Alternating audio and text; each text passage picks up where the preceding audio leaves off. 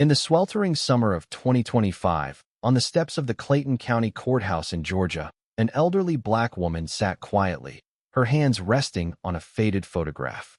Evelyn Harris, silver-haired and resolute, held the image of her late husband, a preacher arrested during the 1965 Selma marches.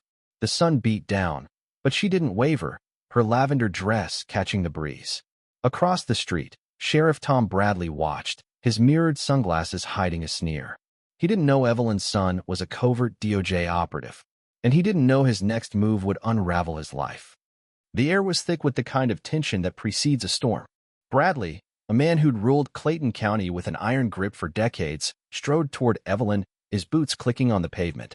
He kicked the leg of her folding chair, just enough to jolt it. "Waiting for a ticket to the past, old lady," he said, voice dripping with disdain. Evelyn's eyes met his, calm and unyielding. "I'm waiting for a courtroom with justice," she replied, her words steady as stone. Bradley's jaw twitched. He wasn't used to defiance, especially not from someone he saw as a relic.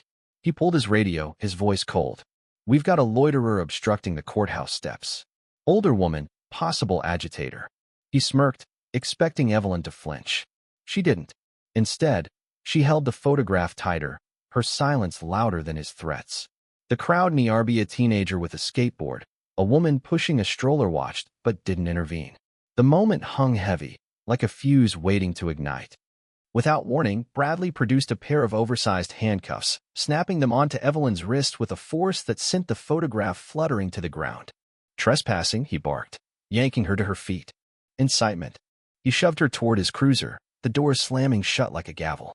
Inside, Evelyn adjusted her dress with grace, her dignity unshaken. Bradley climbed in, his voice venomous.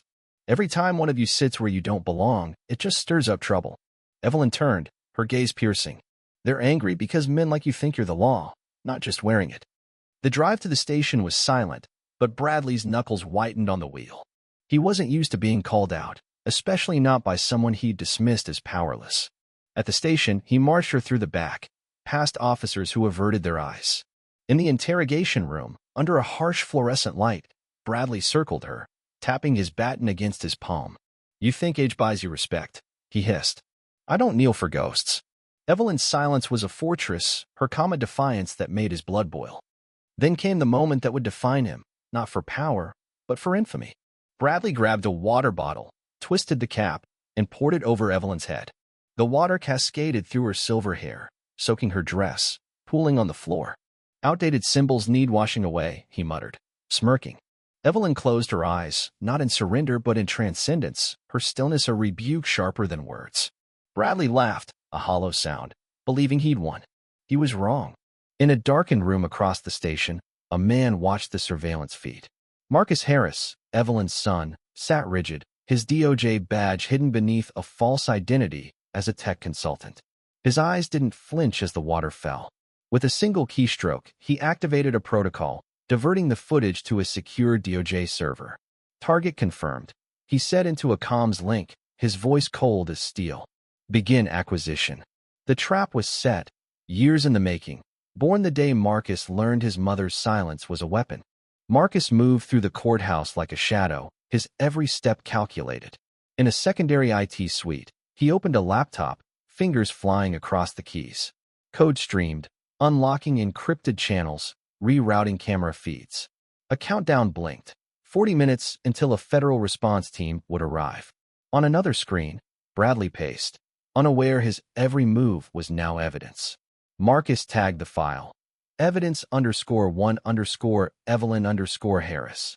This wasn't vengeance. It was justice, surgical and inevitable.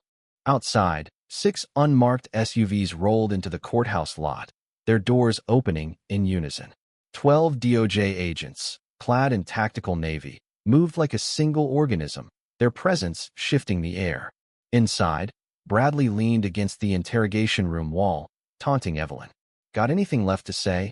Or are we done with your martyr act?" Before she could respond, the door opened, and an agent stepped in, credentials raised. "Emergency warrant, effective immediately. This facility is under federal observation." Bradley's smirk vanished. "Who authorized this?" he demanded, stepping forward. The agent's voice was granite. You don't authorize anything anymore. Agents fanned through the building, securing offices, evidence rooms, and servers. Bradley was cuffed, his badge scanned and revoked in real time. As he passed Evelyn, her eyes met his not with triumph, but with confirmation. You thought silence was surrender, she said softly. You were wrong. In the hallway, Marcus stepped forward, badge gleaming. I'm the son of the woman you tried to humiliate, he said, his voice cutting through Bradley's defiance. You're being held for abuse of power and racially motivated misconduct. Bradley's face contorted, but no words came. He was led away, his legacy crumbling with every step. Evelyn stood, her wet dress clinging to her, but her spine unbowed. Are you hurt? Marcus asked, his voice softening. No, she said, just soaked. The footage leaked that night, a 47-second clip of Bradley pouring water over Evelyn's head. By morning, it had 10,000 retweets. By noon, 200 million views. Justice for Evelyn trended globally. News anchors read the transcript with hushed reverence. In Atlanta, a mural artist painted Evelyn's face, captioned, "Not defeated." In D.C., a professor paused a lecture to show the clip, and students were silent. The DOJ issued a statement, unprecedented for leaked footage. This is under investigation. Bradley's name vanished from sympathy. His badge was stripped, his portrait removed from the sheriff's office. Emails he sent went unread, calls unreturned.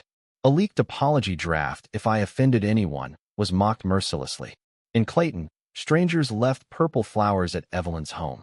She gave no interviews, her silence amplifying her power. Marcus, too, vanished, his work done. The internet dubbed Bradley the Water Sheriff, a meme that erased his identity with satire. Weeks later, Evelyn returned to the courthouse steps, reading poetry to children. A photojournalist captured it. Evelyn, head high, a boy leaning on her shoulder. The caption, "We found our compass." Clayton High renamed its auditorium Evelyn Harris Hall, her lavender dress draped on the podium. Bradley, passing by, saw children's eyes turned toward him not with anger, but with judgment. He walked away, a ghost in a town that no longer spoke his name. In a gallery, a photo hung. Evelyn, soaked but unbroken, her gaze piercing. No title, no caption, just truth. Visitors lingered, some whispering, "That's justice before it grows legs." Bradley sat outside, unnoticed, his name erased not by law, but by collective will. Evelyn's image traveled, from Atlanta to Berlin, a testament to dignity under assault. Bradley's legacy was a blank wall, his name a cautionary tale told in whispers. The sentence was final, not prison, but irrelevance.